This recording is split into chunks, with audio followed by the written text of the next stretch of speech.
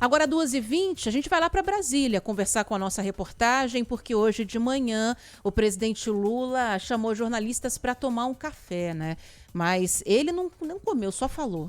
Conversou, foi questionado sobre vários assuntos e um deles que é uma ele acabou contrariando, no mínimo, para falar isso, o ministro da Fazenda, Fernando Haddad, falou sobre a questão de déficit zero a partir de 2024, que foi uma meta apresentada pelo ministro da Fazenda ao propor o novo modelo de arcabouço fiscal da nossa economia. Lula disse que isso não vai acontecer, viu? Dificilmente acontecerá em 2024, que é aquilo que quase todos os economistas têm dito em relação à situação fiscal do Brasil. Mas o ministro tem dito que é possível e que vai correr atrás disso para o ano que vem.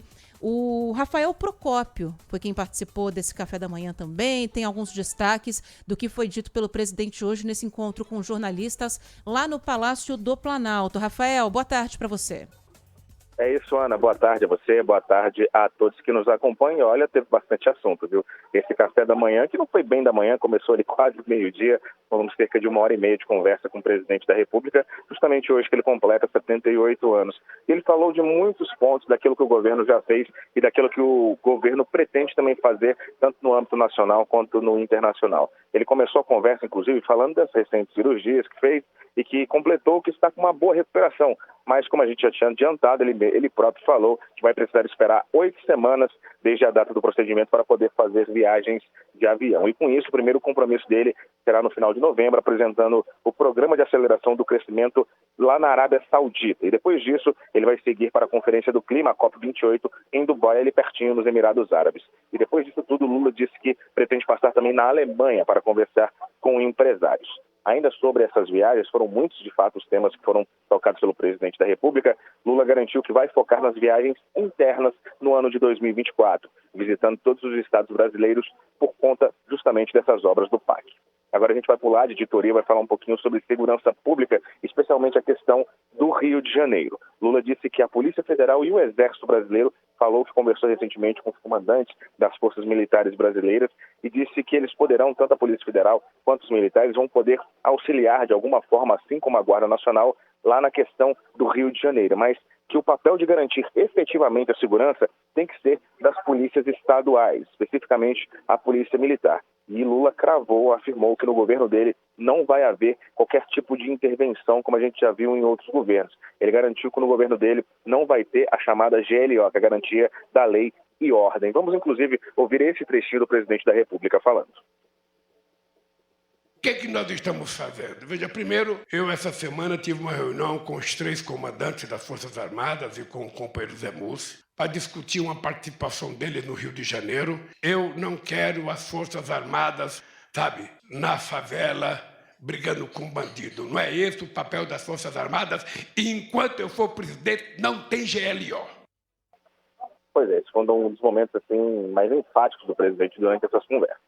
Sobre os conflitos que acontecem no planeta de modo geral, especificamente as questões da Ucrânia, entre Rússia e Ucrânia e entre Israel e o grupo Hamas, Lula disse que a posição brasileira, a posição dele sempre será clara a favor do diálogo pela paz.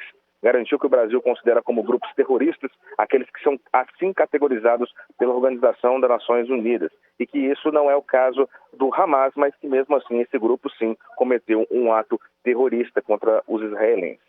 O presidente brasileiro também criticou o veto norte-americano dado àquela resolução que a gente também trouxe aqui para o conflito no Oriente Médio. Essa resolução que foi criada pelo Brasil, tiveram 12 votos favoráveis, apenas um voto contrário, mas foi o voto dos Estados Unidos que tem poder de veto. Lula disse que é preciso derrubar esse poder de veto desses países com cadeiras permanentes no Conselho de Segurança, que por conta disso o Conselho em si não está funcionando muito bem nesse instante. Ainda sobre essas editorias internacionais, Ana, Lula relembrou que o Brasil presidiu a sessão da ONU de lá de 1948, inclusive é por isso que o Brasil tradicionalmente abre essas discussões.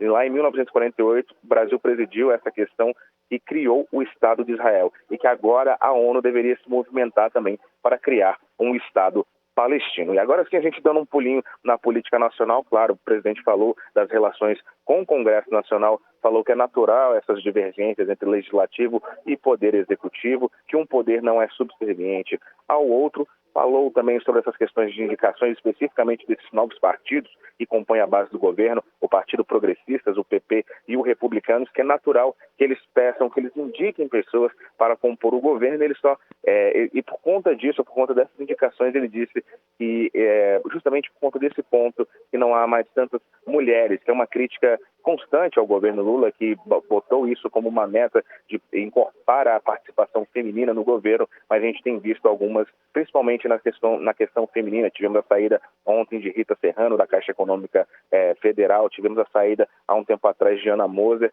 O presidente disse que usou a palavra de ficar com o coração partido de fazer esse tipo de questão, mas que é do jogo político, e ele próprio diz para esses partidos, quando vão fazer as indicações, que procurem sempre indicar mulheres, mas não necessariamente isso acontece. Sobre o ponto que você abriu essa nossa conversa, Ana, sobre essa questão do déficit zero, justamente o presidente da República disse que isso vai ser muito difícil de ser alcançado no ano de 2024. Falou que economicamente o ano de 2024 pode ser até um ano um pouco mais complicado, mas mesmo assim falou que existe aquela expectativa de 3% de crescimento esse ano, até um pouco mais. Enfim, a gente vai ouvir o presidente novamente falando agora sobre essa questão do déficit zero.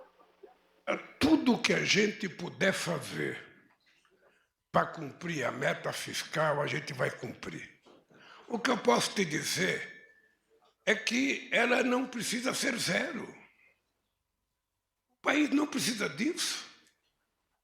Eu não vou estabelecer uma meta fiscal que me obrigue a começar o ano fazendo corte de bilhões nas obras que são prioritárias para esse país.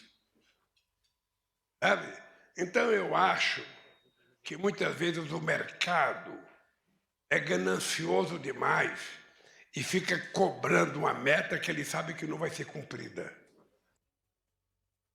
Pois é, pessoal, essa conversa que tivemos aí com o presidente da República, boa parte dos membros da imprensa, tanto a chamada imprensa independente quanto a imprensa comum, mais de uma hora, quase na verdade 1h30 de conversa com o presidente, e ele ainda garantiu que outras rodadas de conversa vão acontecer ainda em 2023, antes do final do ano, fazer aquela conversa de balanço, mostrar o que o governo fez durante todo esse período aí de 2023 e o que pretende para 2024. Tá certo. Obrigada, viu, Rafael Procópio? Bom trabalho por aí. Abraço, Ana. Até mais. Valeu.